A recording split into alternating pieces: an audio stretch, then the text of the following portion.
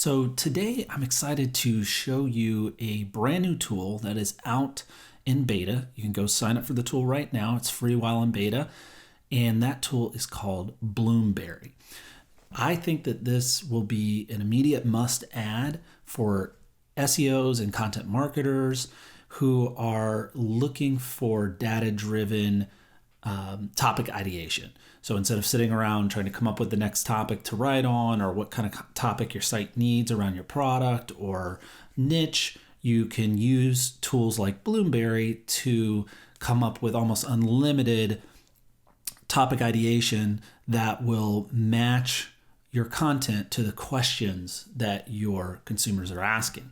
So I've spoken via email with Henley Wing, who created Bloomberry. He's also the co-founder of BuzzSumo, which is one of the best content marketing tools I've ever used. So the pedigree is here for this to become a really awesome tool. I've spoken with him, and he let me know that there are over 300 million questions so far in their database, and you can, search them and get lots of information. So let's dive in. If we go in and let's just search SEO to get started here. It does take a second to load sometimes, so I'm going to go ahead and tab over. I've actually already loaded this question. And what you're going to notice is it groups all of these by similar topics. So these are all questions about Google. These are questions about ranking and traffic and keywords, and I actually really find it quite useful. If you want to narrow down, you can hit view all questions and it'll show you the 531 questions here about URLs.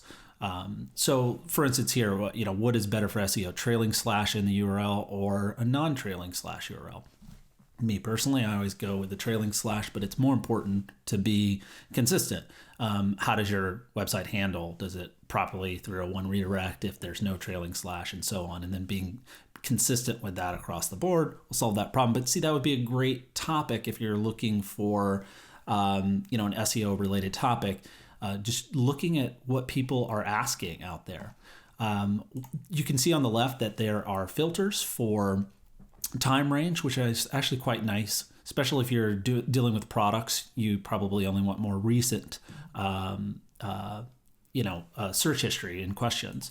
You can also exclude some of the sources and include the sources. This is a little bit wonky to use just for me right now because there's so many sources.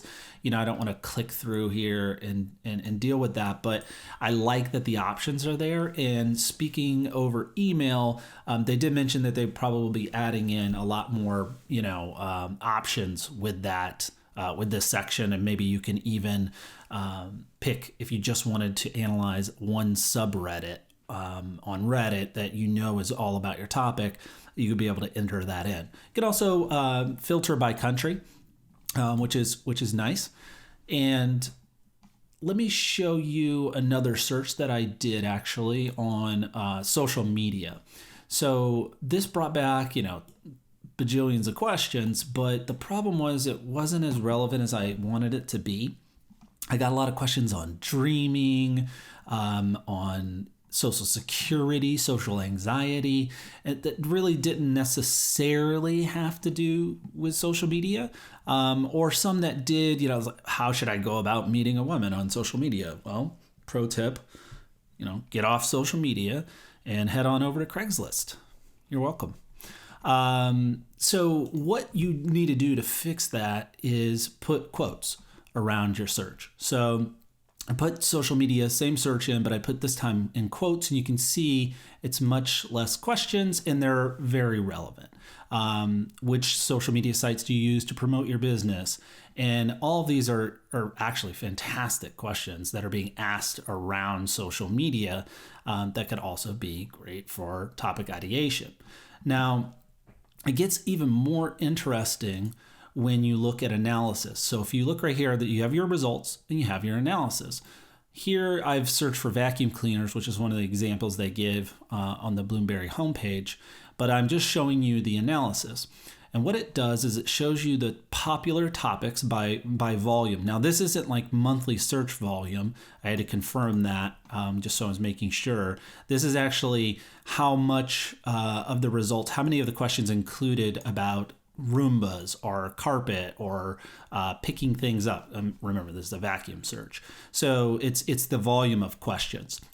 The other thing that's really cool is they talk about the companies that are mentioned. So with this vacuum search, we're looking at Dyson, probably Amazon for reviews, and then Roomba and iRobot. And you can really actually get a lot of cool information out of just looking at the analysis.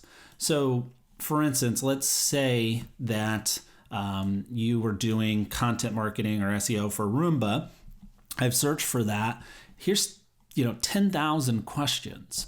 And I like that we have volume next to each one again. So you can tell that a large amount of questions around the Roomba is around battery life, which makes total sense, right? Like it's a it's a little robot vacuum, so you're gonna want to know, how do you remove the vacuum? What happens if it dies during cleaning? And these are all content really that Roomba should own. They should be creating answers to these and guides to these and owning these. Or if you were a reseller of Roomba or something like that, you would want to create content around these questions.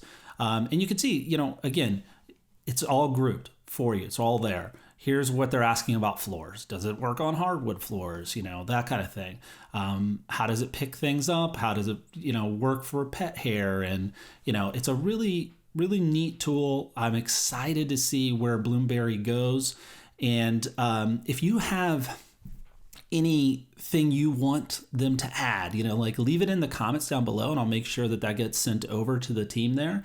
They are going to be adding in some cool new features that are coming down the pipe that I was discussing with them, looking at which communities are giving you. See, right now you get the volume by type. So we know that battery is really important, but it will show you which communities are talking about the battery the most. So you can see that Reddit, or let's say Amazon in this case, was most actively talking about questions about this.